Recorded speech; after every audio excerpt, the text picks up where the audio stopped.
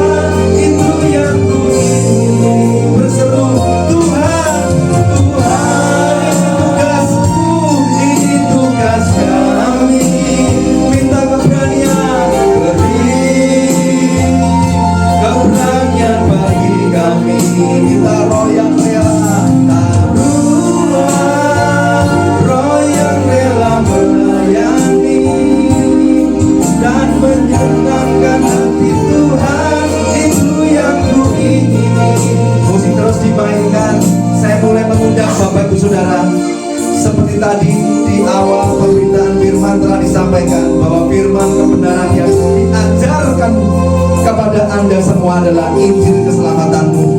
Saya nggak tahu apakah Anda masuk golongan satu domba yang terhilang tersesat, atau Anda masuk golongan 99 domba yang ditinggalkan di padang gurun, yang juga diminta untuk bertobat. Apapun kondisimu saat ini Bapak Saudara, saya minta Anda jujur di hadapan Tuhan. Yohanes 14 ayat 21, firman Tuhan berkata seperti ini: barang siapa memegang perintahku dan melakukannya, dialah yang mengasihi aku. Barang siapa memegang perintahku dan melakukannya, dialah yang mengasihi aku, kata Tuhan Yesus. Coba Anda cek Bapak Saudara, jikalau Anda saat ini masih belum mau taat melakukan perintahnya, apakah Anda layak disebut sudah mengasihinya? Jadi orang percaya yang tidak memberitakan Injil ditemukan Tuhan dalam keadaan yang berdosa, yang melakukan dosa pasif di hadapan Tuhan. Oleh sebab itu Bapak Saudara, relakan hatimu dan bertobatlah. Jangan biarkan Anda semakin hari semakin tenggelam di dalam dosa-dosamu, dan tanpa Anda sadari iblis telah menampimu di dalam kebinasaan jikalau Anda terus menunda-nunda pertobatan. Saya mulai mengundang Anda Bapak Ibu Saudara yang merasa Tuhan telah mengejar hatimu, Roh Kudus telah menengklak hatimu untuk bertobat. Segeralah maju ke depan. Saya akan doakan Anda. Tidak saya doakan majulah ke depan. Saya minta hadirat Tuhan datang, menjamah hatimu, memulihkan hatimu, menyembuhkanmu. Kalau ada jenis domba yang terhilang, segera maju ke depan, karena Tuhan mencarimu dan rindu untuk menyelamatkanmu.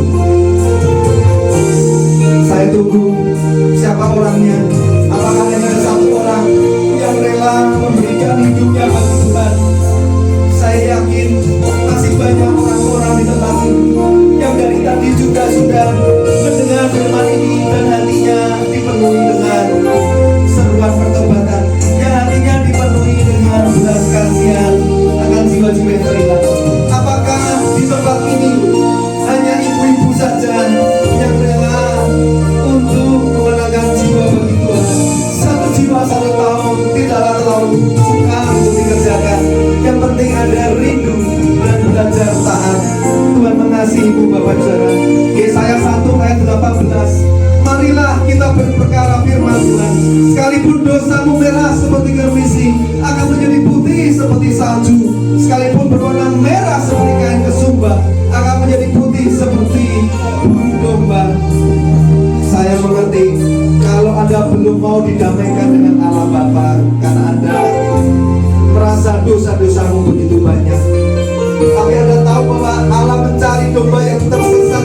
Sekalipun tidak ada satu orang, Allah tetap datang di tempat ini mencari Anda sampai Allah menemukannya. Jadi saya yakin masih ada orang-orang yang harusnya maju tapi terus mengabaikannya. Mungkin teman-teman bisa bantu ibu-ibunya, suruh maju ke depan supaya bapak-bapaknya yang pengen maju ada tempat. Segera maju, yang lainnya yang belum maju segera maju. Anda akan merasakan hadirat Tuhan menjamah dan berubah hidup.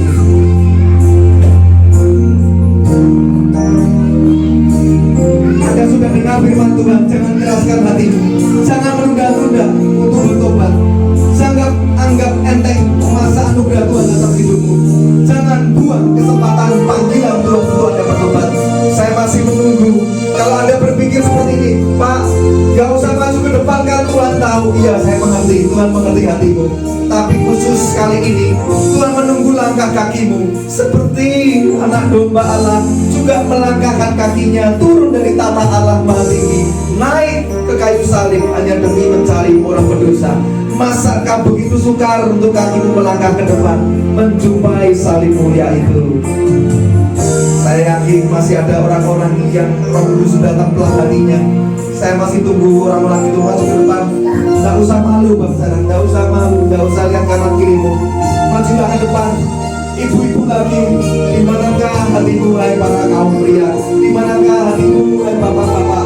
Tidak usah malu, sebab Tuhan mencarimu dengan kasih-Nya yang besar, ketulusan yang begitu besar. Saya rasakan ada satu orang bapak yang harusnya maju, tapi saya nggak mengerti kenapa masih banyak pertimbangan. Majulah ke depan, karena Dia mau menjumpaimu. Dia akan melukmu dengan pelukan kasih-Nya. Saya nggak bisa gambarkan itu, Anda harus mengalaminya sendiri.